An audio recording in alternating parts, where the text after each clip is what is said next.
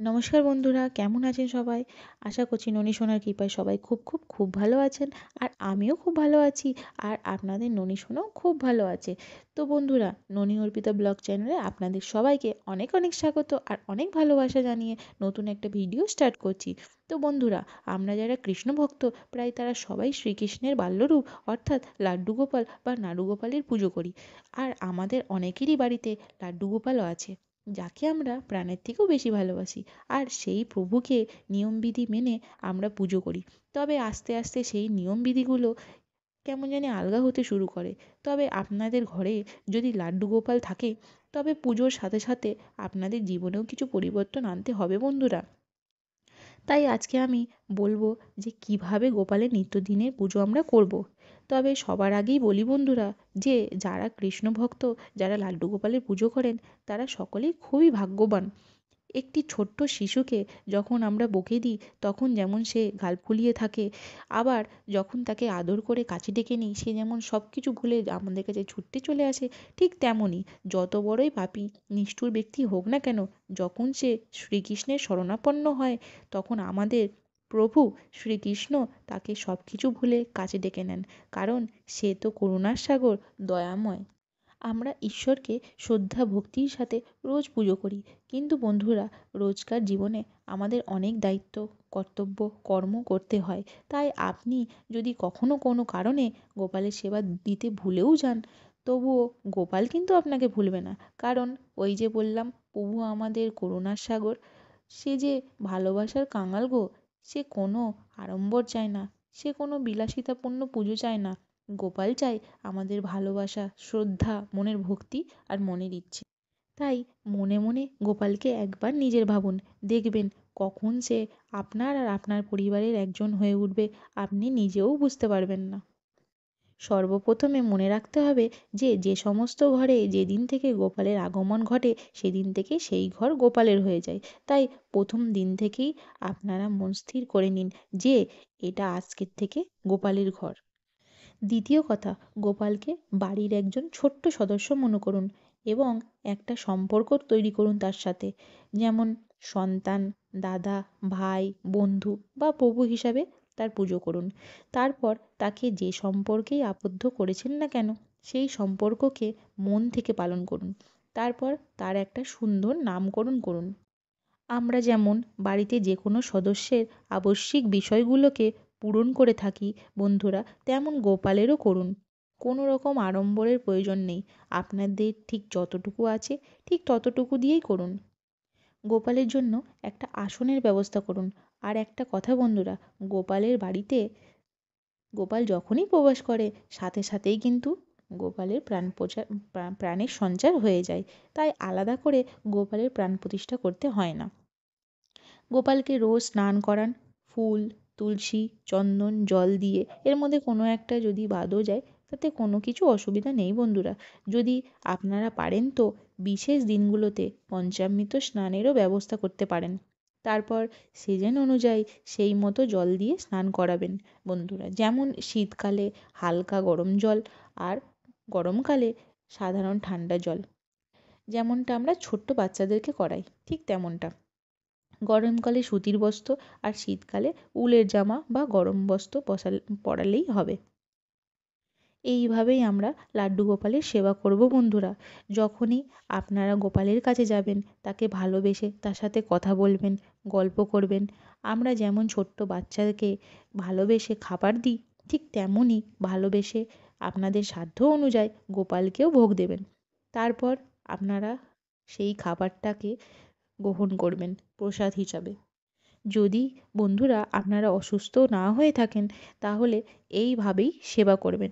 আর যদি বেশিক্ষণ খালি পেটে থাকলে কারো অসুবিধা হয় বা কোনো অসুস্থতা থাকলে, তাহলে একেবারেই খালি পেটে থাকবেন না। তখন কিছু খাবার খেয়ে নেবেন। আর আপনাদের অসুবিধাটা আপনাদের গোপাল সোনাকে বলবেন। সে অবশ্যই আপনাদের অসুবিধাটা বুঝবে। আর যদিও সে অন্তর্যামী, সে সবই বোঝে।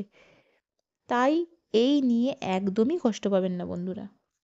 প্রতিদিন গোপালকে ঘুম থেকে ভালোবেসে তুলুন, যেমনটা আপনাদের ছোট্ট বাচ্চাকে ওঠান, ঠিক তেমন করে। গোপালকে অবশ্যই সকাল, দুপুরে, বিকেলে ভোগ দিন। আপনাদের সাধ্যমতো, তাতে কোনো অসুবিধা নেই। বাড়িতে কোনো রকম খাবার এলে আগেই গোপালের জন্য তুলে রাখুন। তবে হ্যাঁ, সেটা অবশ্যই নিরামিষ খাবার হতে হবে। আর অবশ্যই গোপালের ভোগে তুলসী পাতা দিতে ভুলবেন না বন্ধুরা, কারণ তুলসী পাতা ছাড়া শ্রীকৃষ্ণ আমাদের গোপাল ভোগ গ্রহণ করেন না। গোপালের পুজোর সময় অবশ্যই সুগন্ধি ধূপ, ফুল, আতর ব্যবহার করবেন। এতে গোপাল সোনা খুবই প্রসন্ন হয়। আর গোপালের হাতে সবসময় বাঁশি দিয়ে রাখবেন, আর মাথায় ময়ূরের পালক। গোপালের একটা শয়ন দেওয়ার ব্যবস্থা করুন, যাতে গোপাল সোনা ভালোভাবে রাতে বিশ্রাম করতে পারে। ছোট্ট বাচ্চাদের যেমনি আদর করে গান গেয়ে ছড়া বলে ঘুম পাড়ায়, তেমনই গোপাল সোনাকেও আদর করে মাথায় হাত বুলিয়ে ঘুম পাড়াবেন। প্রতি বছর খুব ভালোভাবে জন্মাষ্টমী পালন করুন। আর এই দিনটা ছাড়াও যেদিন আপনাদের গোপাল সোনা আপনাদের কাছে এসেছিল, সেই দিনটাকেও জন্মদিন হিসাবে পালন করতে পারেন। আপনাদের সাধ্যমতো বিভিন্ন ভোগ তৈরি করতে পারেন। মন্দিরটাকে খুব সুন্দর করে সাজিয়ে গোপালের জন্মদিন পালন করতে পারেন। যে ঘরে গোপাল থাকে সেই ঘরের দরজা অকারণে আলাদা করে বন্ধ করে রাখতে নেই। যদি গোপালকে বাড়িতে রেখে কোনো দরকারে বা কাজে যান, তাহলে ভয় পাবেন না বা চিন্তা করবেন না।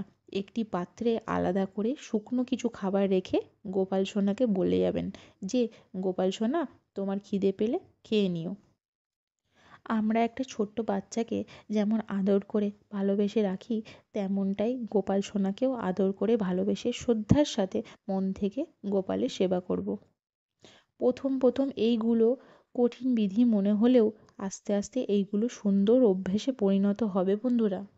কিন্তু একজন মানুষ গোপাল সেবার নাম শুনলেই বলে যে, ওরে বাবা, ওতে তো অনেক ঝামেলা। কিন্তু আমি এটাই বুঝি না বন্ধুরা, যে যার জন্য আমরা সমস্ত কিছু পেয়েছি, তার একটু সেবায় এত কিসের ঝামেলা হতে পারে। যাই হোক, তারাও নিশ্চয়ই একটা টাইমের পরে গোপাল সোনার কৃপায় তারাও বুঝে যাবে। তো বন্ধুরা, আপনারা এইভাবেই গোপালের সেবা করুন। দেখবেন গোপালের কৃপা আপনার ওপর সবসময় থাকবে। যত বাধা বিপত্তি দেখবেন দূর হতে লাগবে, কারণ গোপালের কৃপাদৃষ্টি সর্বদা আপনার ওপরে থাকবে। তারপর যত দিন যাবে আপনারা গোপালের উপস্থিতি বুঝতে পারবেন, কারণ কোনো না কোনোভাবে গোপালের অদ্ভুত লীলা আপনারা দেখতে পাবেন। লাড্ডু গোপাল আমাদের এমন এক পরম আত্মীয়, যে যার কাছে আমরা মনের সব কিছু বলতে পারি, সুখ, দুঃখ, হাসি, কান্না। আপনি যখন আপনার সাধ্যমতো মন থেকে গোপালের সেবা করবেন, মনে রাখবেন বন্ধুরা, গোপাল কিন্তু তার থেকে 1000 গুণ আপনাকে ফিরিয়ে দেবে। ঘরের দারিদ্রতা দূর করতে, দুর্ভোগ থেকে মুক্তি পেতে আমরা ভগবান বিষ্ণু বা তার অবতার শ্রীকৃষ্ণের আরাধনা করি। ফলে দেবী লক্ষ্মী খুবই প্রসন্ন হয়। তাই বন্ধুরা, জীবনের সব কিছুর মধ্যে একটি অংশ এমন থাকুক যেটা আমরা আমাদের গোপালকে উৎসর্গ করতে পারি। সব শেষে মনে রাখবেন বন্ধুরা, মানুষ যখন পরম একা, দুঃখিত, বিপদগ্রস্ত, তখন শ্রীহরি আমাদের রক্ষা করেন। কারণ যার কেউ থাকে না, তার সর্বদাই ঈশ্বর তার পাশে থাকেন বন্ধুরা। শুধু সব কিছুর মধ্যে তার ওপর থেকে বিশ্বাস হারালে চলবে না। যত কঠিন পরিস্থিতি আসুক না কেন, মনে মনে ভাবতে হবে, এটা আমাদের পরীক্ষা মাত্র। এই পথ অতিক্রমেই আমাদের জয় অবশ্যই নিশ্চয়। তো আজকের মতো ভিডিওটা এই পর্যন্তই বন্ধুরা। ভিডিওটা ভালো লাগলে নতুন বন্ধুরা চ্যানেলটাকে সাবস্ক্রাইব করে আমাদের পাশে থাকবেন, আর লাইক কমেন্ট করতে একদমই ভুলবেন না বন্ধুরা। সবাই খুব খুব খুব ভালো থাকবেন, সুস্থ থাকবেন, আর নতুন একটা ভিডিওর জন্য ওয়েট করে থাকবেন। তো দেখা হচ্ছে নতুন একটা অন্য কোনো ভিডিওর সাথে।